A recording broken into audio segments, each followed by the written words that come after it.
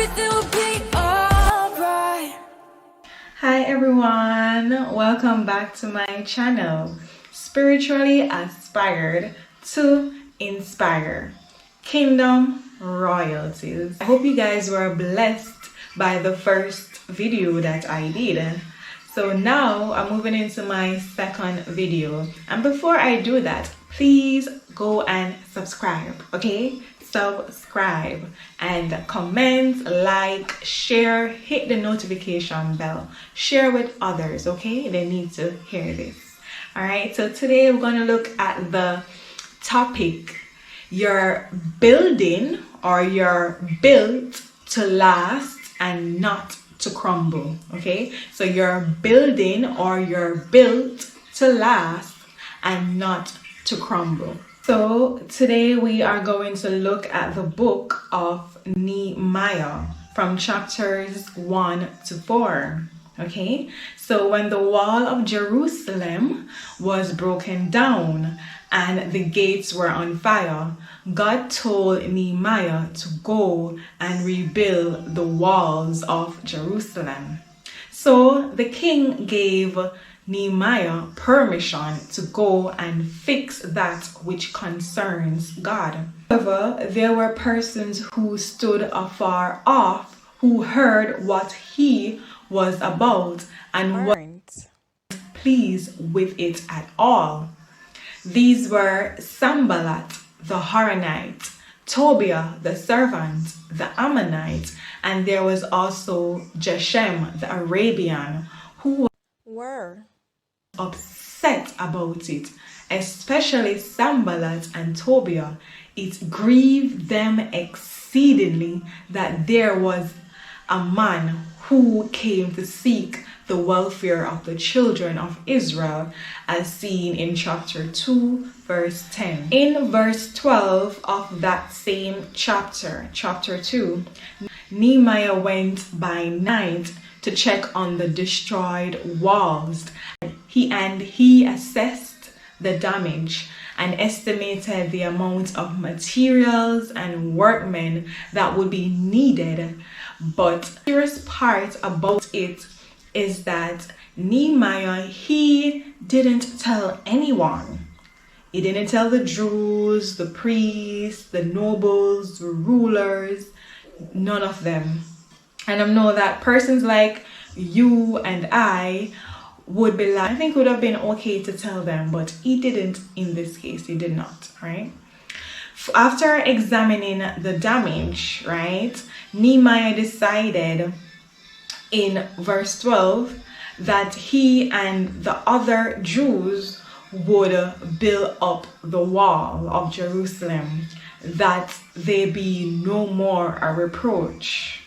All right, and in verse 19 of the same chapter, right, that is chapter 2, when Sanballat the Horonite and Tobiah the servant, he was an Arabian, when they heard it, they laughed them to scorn and they despised them and said, "What is this thing that he do? Will he rebel against the king?" So Nehemiah answered them in verse 20 of the same chapter and said, "The God of heaven will prosper us. Therefore we, his servants, will arise and build, but he have no portion, no right, nor memorial in Jerusalem." Chapter 3 began to build the walls of Jerusalem, right? However, in chapter 4, from verses 1 to 3, it came to pass that when Sanballat heard that they built the wall, he was wrath and took great indignation and mocked the Jews. And he asked his brethren and the army of Samaria and said, this part kind of hit me. He said, "What do these feeble Jews? Will they fortify themselves? Will they sacrifice? Will they make an end in a day? Will they revive the stones out of the heaps of the rubbish which are burned?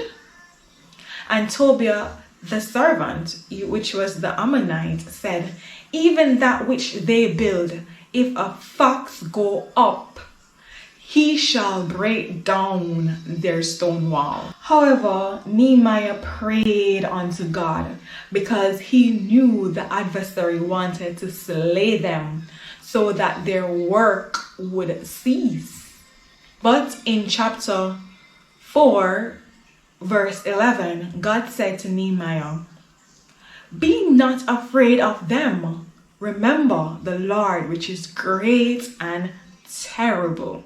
And in verse 15, their enemies heard that what they were planning against the Jews was made known unto them, and that God had brought their counsel to naught, so that the Jews could return to their work in building the wall. So due to this knowledge which the Jews had received from the Lord, they were being smart about things, right?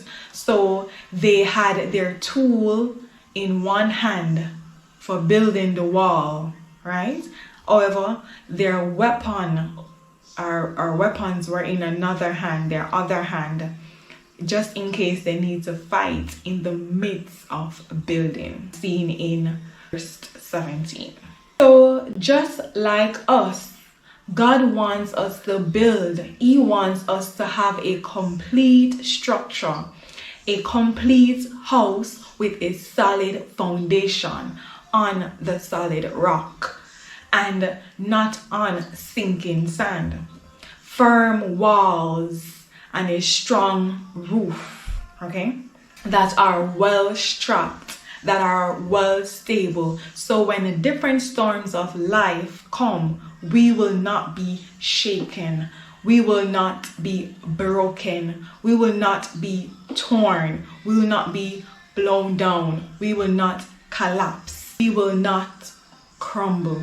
You may be building or have built a solid or firm structure, okay, in terms of your health and well-being, your finances, your spirituality, your marriage, your family, your career, your business, your ministry, your education, you name it. Whether you're in the building stage in any area of your life, some of you have already laid the foundation, or the walls are halfway there, or fully erect, or for some, the roof is just about to go on, or for others, you have already finished building. God is saying that once I'm a part of it, you're building, so you are building or you're built to last and not to crumble. You are building or have built on solid foundation. Your structure is firm, no cracks, no wear, no tears, no leaks. Your structure is built to last. However, he's saying also that you shouldn't have the mindset that the enemy will just sit quietly and watch you build and not be disturbed, troubled, upset, wrath, or having indignation about it. So the enemy, such as haters, fault finders, poverty or financial difficulties, generational curses, health difficulties, doubt, instability, etc., you name it, will always stand afar off and question, mock, and probably try to discourage you, and will test to see how strong your walls or structures are. These different storms will check to see if there are any cracks to seep water in, or if the roof is well strapped, or if it has enough steels in it, or if it will be easily blown down or collapsed, or to see if the walls are well erect and strong enough, or will the entire structure crumble with one blow with a few gusts of wind and water. Sometimes sickness, haters, poverty, barrenness, you name it, will say things like, it doesn't take all that worship, that praise, that shout, that dance. They will see it as pure stupidity, waste of time.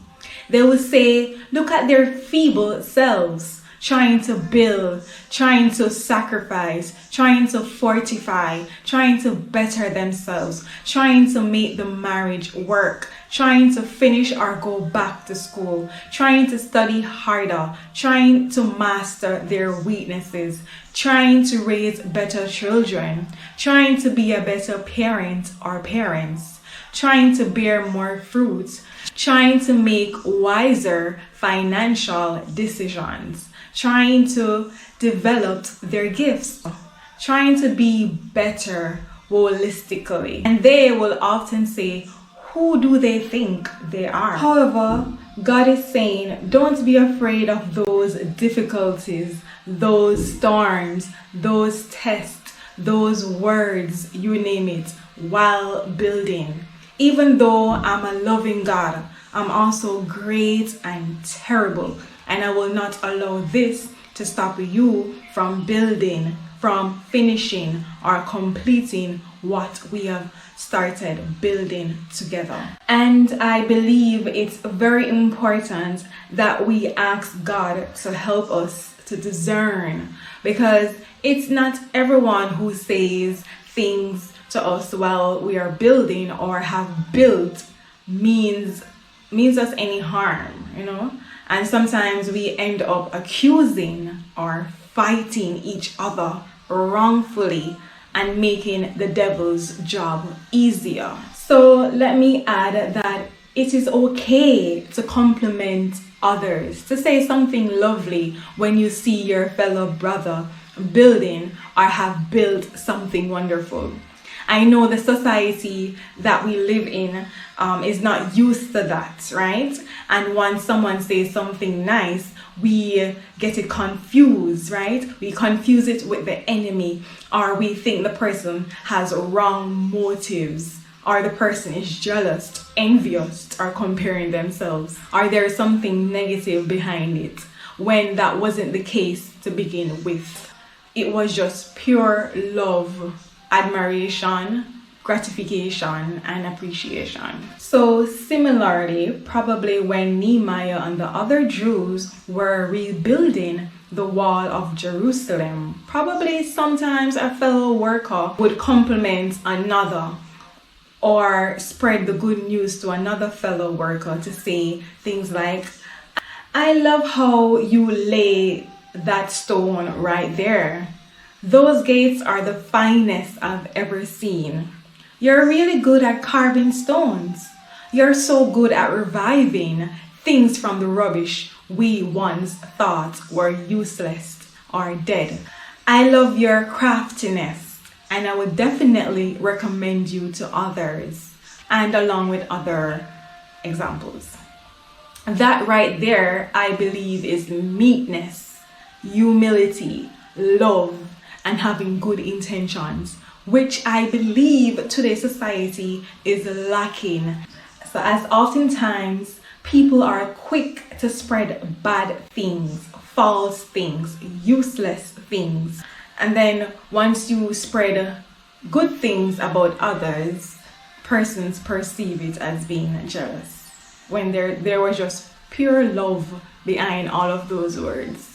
No comparison, no hard feelings, no bad feelings, pure love and meekness and humility. Also, I believe that it's very important that whatsoever it is that we are building or have built is also built on humility. So when tests comes, ego, pride, or even shame, they will not have any root. What are your intentions? What's holding the number one spot in your heart? Is it fame? Is it material possessions of this world? Is it ego? Is it pride? Is it self? Which are also other gods, right? So once we examine oneself You will know if it's built on God or not, or if it did certain storms cause any wear or tear or crack in your structure, which cause water to seep in. But rest assured, God is saying not to worry. Just spend adequate time building, reading, developing, praying, fasting, investing, learning, and watch me help build that new you, that family, that marriage, that business, that community, that constituency, that country, that child or those children, those finances, that industry, that economy, and so on. Probably you're saying, but I have suffered so many losses before, or you're currently being faced with a destroyed building, so to speak.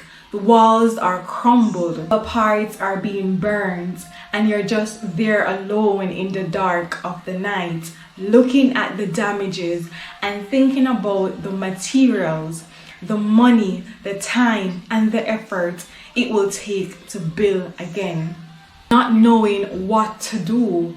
But he's saying that it's okay to assess the damage. It's okay to make an estimation. It's okay not to tell anyone about it while you're making your assessments. But know for surety that once you trust in me, once you're not ashamed or afraid to worship me, once I'm your firm foundation, we can rebuild together, having a stronger, better, finer structure than what you had before. One that isn't destroyed when adversities come, because what we have built together is to last and not to crumble. So God is saying, I will prosper you. You will rise and build, and no sickness, no disease, no lack, no mistake, no failure, no poverty, no defeat, no shame, no barrenness will have a portion, a right, or memorial in it. All those past failures are no longer remembered. We're doing a new thing, new opportunities. The past is blotted out. Get ready for the future. Get ready for the new. He's saying, when I'm done with you, no fox will be able to break down what we have built together, or what we have put together. I'm the potter and you're the clay. I'm building you to last. In fact, he's saying, once you're properly connected to me through prayer and worship, no storm will come as a surprise to you, because I will reveal the plans of the adversary, and you will be properly prepared for any storm or difficulty, and ultimately bringing those plans to naught. In fact, I will teach you how to fight, to push, to persevere while you build, so that you won't cease from building to fight, or stop building altogether due to discouragement, because what I start in you, I will finish, because I'm building you to last and not to crumble. Some of you might be saying, how can I allow Jesus Christ to build the different areas of my life when I don't even know him? When neither I nor my family members have ever had a connection with him? I believe you can simply start by worshiping him. That was the command he gave me to give you, that I should tell you to worship him. That is Jesus Christ. You can read the Bible, play, listen to, learn, and sing along to gospel songs or music, and find a church in your area or an online church, and continue watching my channel, and freely open up your hearts to him, and allow him to start a work in you that no one else have ever done, not even yourself, and allow him to change your life and change it for the better. I hope this message was inspiring and you were blessed by it. Please remember to share with others and subscribe, hit the notification bell, like, comment, okay? Also, thank you so much for watching, and I'll see you next time. And remember to worship the Lord.